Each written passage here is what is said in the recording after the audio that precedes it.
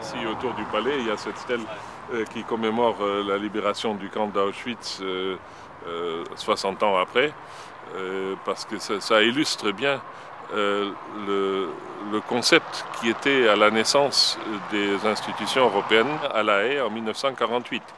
Et c'est à la suite de ça que, d'une part, on a créé le Conseil de l'Europe pour défendre la démocratie et les droits de l'homme.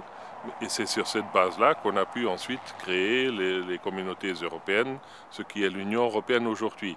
C'est en mémoire des camps et c'est pour dire qu'il faut éviter que ces choses-là reviennent. Donc la construction de l'Europe, c'est quoi? C'est des citoyens qui se sont révoltés contre cet état de choses et qui ont dit plus jamais ça. Et aujourd'hui, on assiste en effet à des sirènes, à des politiques irresponsables qui nous disent « Ah oui, mais il faudrait peut-être revenir en arrière, fermer les frontières, se replier sur soi. » On développe la haine du prochain, de l'autre, la haine de l'autre. Et c'est justement les éléments, avec un nationalisme exacerbé, qui ont mené aux méfaits de la première moitié du siècle dernier. J'espère que les citoyens européens, qui sont donc appelés aux urnes l'année prochaine, le 25 mai, auront à cœur de ne pas aller dans ce sens parfaitement rétrograde. Bruxelles a en fait beaucoup plus de pouvoir qu'on ne le croit. Dans la réalité des choses, il y a beaucoup de règlements qui sont édictés à Bruxelles. Alors, ce n'est pas la Commission qui les invente, c'est les gouvernements nationaux qui les décident, souvent même à l'unanimité. Et donc, ils en sont aussi responsables, mais quand ça ne va pas, ils blâment l'Europe. Ils disent « Ah, mais ça, c'est de la faute de l'Europe », même si c'est eux qui l'ont décidé, parce que ça, ce n'est pas transparent comme processus. Et je crois que tout le processus aura beaucoup à gagner en donnant davantage de pouvoir à ce Parlement européen qui siège ici à Strasbourg. Quand on regarde la télé, quand on écoute la radio, il y a finalement très peu d'informations européennes qui sont passées et on passe beaucoup d'informations nationales sur les petits mots d'un tel ou d'un tel, etc., qui finalement n'influencent pas beaucoup la réalité européenne de demain.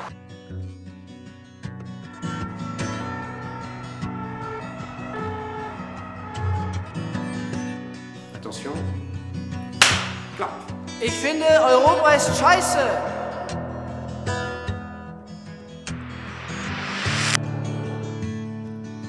Το όνειρό μου για την Ευρώπη είναι η ανατροπή.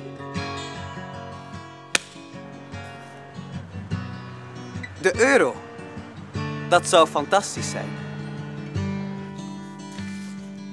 I have a dream. Une Europe pour tous les citoyens. I have a dream. We don't need euro. We are Lithuanians. Litas is our money. Euro is shit. We don't need it here. J'espère que l'Europe fera plus de vrais Européens et moins de nationalistes.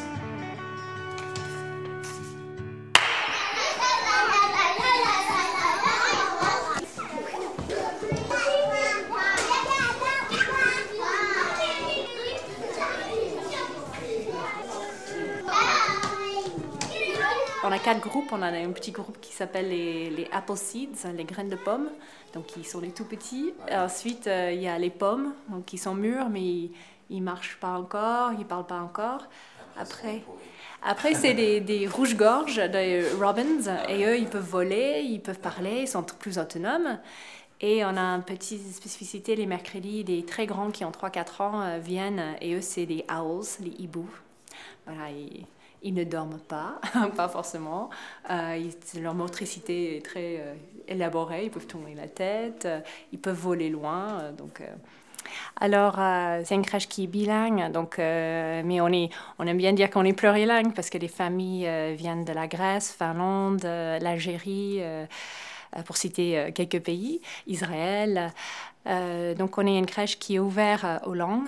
C'est-à-dire qu'on aimerait bien que les parents puissent chanter leurs chansons, qu'ils puissent parler leur langue au sein de la crèche, puisqu'on pense que c'est important pour les enfants d'entendre ça et de se sentir à l'aise avec toutes ces langues. Parce que déjà, notre équipe, on a une polonaise, une algérienne, une française, une britannique et une canadienne. Parfois, un enfant qui parle, qui a plutôt 2 ans et demi, 3 ans, va parler à l'équipe francophone en français et à l'équipe anglophone en anglais. Mais ça vient tout naturellement, c'est pas du tout une attente ou une obligation. C'est-à-dire qu'à tout moment, on peut entendre l'anglais et le français se parler en même temps. Alors, comment on vient d'ouvrir, on ne sait pas comment encore ils vont s'en sortir, mais on rit beaucoup et c'est important que les enfants aussi y rient, c'est important qu'ils s'amusent. Donc, ils ne sont pas dans un cours d'apprendre une langue ou une autre.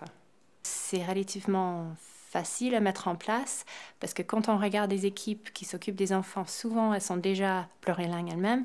Quand on voit les familles qui viennent dans les structures, souvent elles ont d'autres langues ou elles ont eu d'autres langues dans leur enfance. Donc je pense qu'il faut s'ouvrir à ces possibilités. Ça peut être rien que par des comptines, des chansons, des petits moments dans l'année où on s'intéresse à l'autre et à sa langue. Projet de paix durable, mais inertie politique. I don't know if European Union is a good thing. I wish good and honest politicians. Europa ist total wichtig, auch für Deutschland. I am against euro because prices will arise. Ik weet niet of de EU zo'n goed idee is. Europe is a salad. We can mix everything together.